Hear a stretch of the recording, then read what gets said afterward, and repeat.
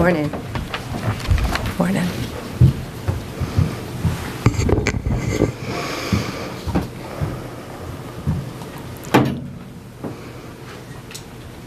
Good morning. On September 11th, 2012, Americans watched horrified as our embassy in Benghazi came under a vicious terror attack. We lost 4 American lives that day. Ambassador Chris Stevens, Sean Smith with the State Department, and 2 CIA contractors, Glenn Doherty and Tyrone Woods. We have never forgotten those heroes, and we have never stopped seeking justice for that crime against our nation. In fact, from day one, Cash and Dan would sit in meetings and say, we're going to get them, and they did. Today, I'm proud to announce that the FBI has arrested one of the key participants behind the Benghazi attack. Zubair al-Bakhash landed at Andrews Air Force Base at 3 a.m. this morning. He is in our custody. He was greeted by Director Patel and U.S. Attorney Jeanine Pirro. Hillary Clinton famously once said about Benghazi, "What difference at this point does it make?" Well, it makes a difference to Donald Trump. It makes a difference to those families. And 14 years later, it makes a difference to law enforcement who made the difference in this case. Thank you, President Trump, for supporting all of our agencies around the country and around the world. Al-Bakhash will now face American justice on American soil. We will prosecute this alleged terrorist to the fullest extent of the law. He'll face charges related to murder, terrorism, arson, among others. Let this case serve as a reminder. If you commit a crime against the American people anywhere in this world, President Trump's Justice Department will find you. It might not happen overnight, but it will happen. You can run, but you cannot hide. We are immensely grateful to our partners, especially at the State Department and the CIA, who lost lives in the Benghazi attack. Director Patel and the FBI agents did tireless work to track and arrest this man. I want to thank everyone standing behind me, all the agents who work so great with our lawyers, with our national security lawyers, and around the world to bring this terrorist to justice. And I have a statement to read from Director Radcliffe. He wanted to be here. He couldn't be here. He's busy protecting our world. He's deeply grateful for the relentless efforts of the Department of Justice and the FBI to bring justice to the individual allegedly responsible for the death of Americans in the horrific 2012 Benghazi attack.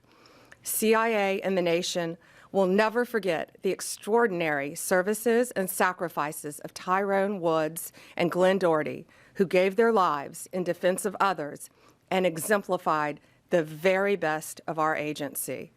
I'd now like to turn it over to Director Patel for remarks, and I again want to thank him for his relentless work in this case.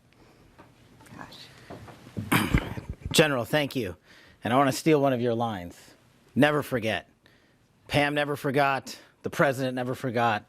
This FBI never forgot. And certainly U.S. Attorney Pirro never forgot. When an act of terrorism of this magnitude strikes at the heart of our nation, we go to work. President Trump has given us the full resources at the FBI and across the interagency to make sure we deliver justice. And Pam, you're right. Dan and I did sit down early on about this to bring justice, but you led the effort. You brought together the interagency. You said we are going to get this done because no one agency alone can do it. So we are thankful to have an Attorney General at the Department of Justice who works together with every single cabinet secretary and enforce the law. What you saw today, and I want to get, or what you're going to see today, I want to address in a minute, but I want to remind the folks out there the work of this Department of Justice. We were here just a few short months ago talking about how we were going to raise the RFJ for another violent offender on the run, Ryan Wedding. And what did we do under Attorney General's leadership? And what did we do when President Trump said, go get the worst of the worst? We captured him. We captured together, under President Trump's leadership, 6 of the FBI's most wanted fugitives in 1 calendar year. To put that in perspective, that is 2 more than the entirety of the prior administration.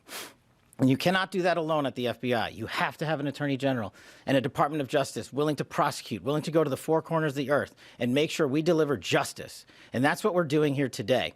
I was at the airfield with U.S. Attorney Pirro earlier this morning when we did the formal foreign transfer of custody of Bakush into U.S. custody to face prosecution under her auspices and her office. And the Department of Justice are going to execute justice for the fallen. As a young prosecutor at CTS in the National Security Division, I worked on the Benghazi case. This was very near and dear and personal to me. We lost 4 brave Americans in Chris, Sean, Kyle, and Steve. And we can never, ever, ever forget them. Ever. And we will not. In order to put something like this together, it doesn't happen overnight. The FBI's hostage rescue team, the FBI's critical incident response group, our special flight operations unit, and countless others, along with the agents in the New York field office who never forgot Benghazi and never let the world forget it, endured over a decade to bring yet another terrorist who killed 4 Americans to justice. That is a relentless pursuit of mission that can only happen when you have an interagency who's willing to get after it. I'm extremely thankful to the CIA and Director Ratcliffe and our other law enforcement partners for making sure that the world knows that if you kill an American citizen in an act of terrorism, we will hunt you down.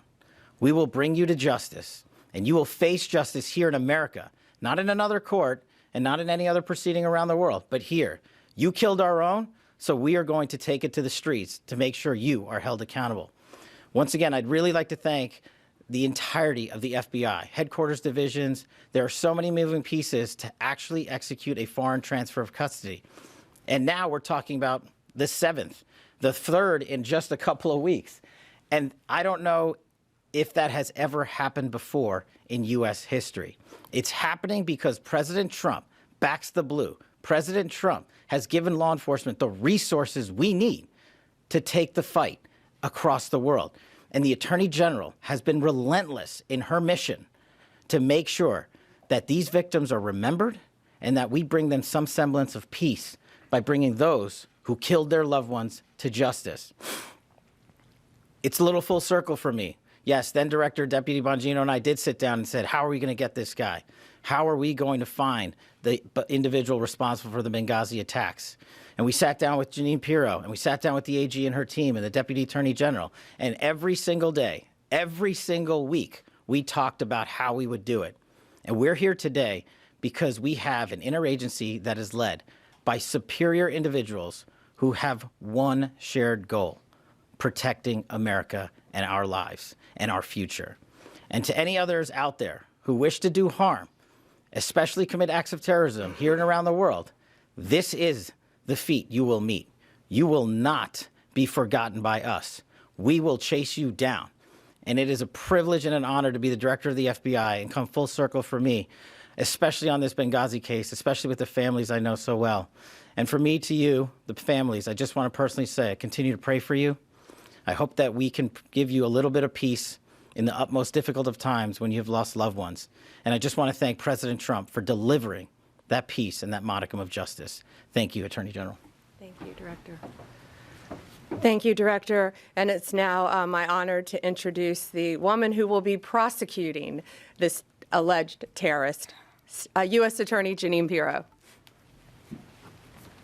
Thank you, Attorney General. 14 years ago, Americans watched in horror as a scene unfolded in a foreign land in one of the most dangerous places in the world for Americans, Benghazi, Libya. An American ambassador, elite military personnel, and a State Department employee were all violently murdered. For 13 hours, the American cavalry never came. For 13 hours, they waited for help that never came. Today, President Trump is making sure that American justice is coming for those individuals responsible for the deaths of those 4 Americans. Bakush is now on U.S. soil because of the President, Attorney General Pam Bondi, and Kash Patel. The FBI, the Department of Justice, never forgot. There are prosecutors in this room right now who have been in the office for 13 years and have consistently handled this matter in this case. This department will never forget the seemingly forgotten in that outpost in Benghazi.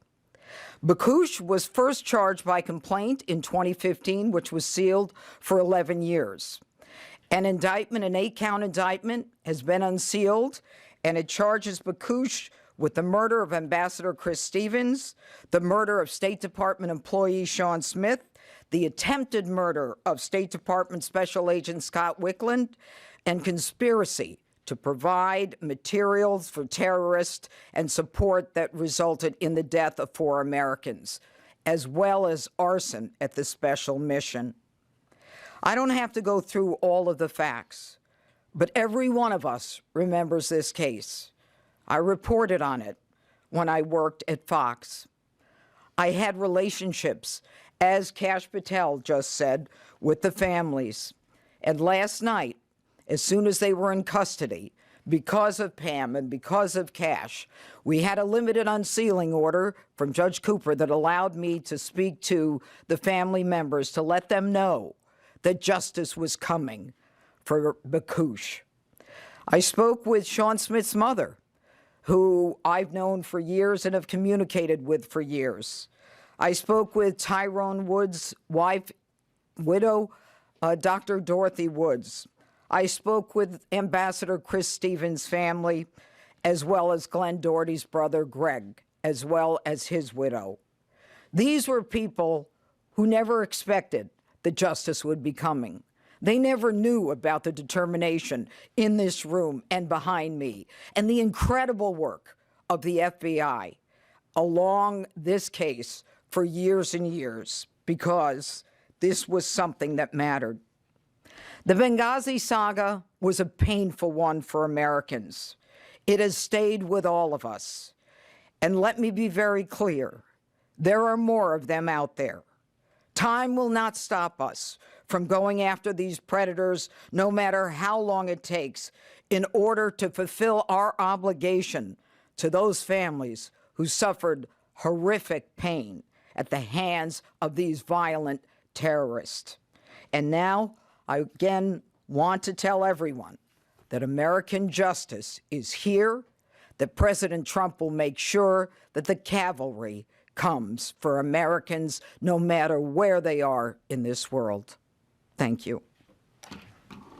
We'll take a few questions. I'm looking, I have a on topic then an off topic. Sure.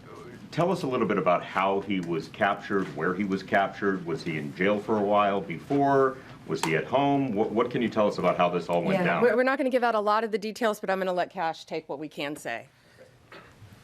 The general's right. We have to protect the integrity of the investigation and the ongoing prosecution. That's of the utmost importance. It always is, to make sure even this individual receives the constitutional protections only afforded in the United States of America. But an FTOC, a foreign transfer of custody, is executed by the FBI each and every time with special tactical assets, FBI agents, and of course medical personnel. And that was done in this instance. And the individual was apprehended and transferred over the night and into custody early this morning at an airfield. And so that's about all we can say on that matter. But in order to maintain the chain of custody, this is what the FBI does, routine, every time. It's what we did for the 6 top 10 we already captured. It's what we did for the relentless others that we continue to capture. Was he picked up in Libya? He was picked up overseas. Overseas. And then if I could just ask you two quick off topics. Obviously, this terrible tragedy we're watching in Arizona with Nancy Guthrie. I understand you know Savannah Guthrie. What is the federal government doing right now? Is the FBI now leading the investigation, taking it over from the locals? We're doing everything to assist the locals. We're working with the locals. Breaks my heart for Savannah and for her family. I know she's asked for all of our prayers. So please pray for her beautiful mom, pray for her family, that she's returned home. That's all we can say about that at this time. But yeah, I've known Savannah for over 30 years, and it's breaking my heart. If I may, there seems to be a little confusion with DNI Gabbard was down in Atlanta last week for the Fulton Yes. County search. Originally, this office said that she was not part of the investigation. She put in a letter to Congress that President Trump directed her to do so. And then now President Trump yesterday said that it was at your insistence that she went down there. So what is the case here? Yeah, thanks for asking that. It's that's interesting because DNI Gabbard and I are inseparable. We are constantly together, as are the people behind us. We constantly talk. We collaborate as a cabinet. We're all extremely close, know what each other, what we're doing at all times pretty much to keep not only our country safe, but our world safe. And she was down there with Deputy Director Andrew Bailey of the FBI. And I'm not going to talk about any other details of that matter right now because Georgia's a very important issue to us. She was there. We're inseparable. That's all I'll say. Mike, let me see. Can you say, was there foreign involvement in the capture of this suspect? What kind of assistance did you get from other countries? I'm going to let Director Patel take that. I think we're not going to be able to say a lot on that matter as well. But, and to you personally, I'm so sorry you and your NBC family are going through this right now. We appreciate it. As the general said, in order to execute an apprehension, a capture, and a foreign transfer of custody, no one agency alone can do it. We did it throughout the interagency here, and of course we're working with partners overseas.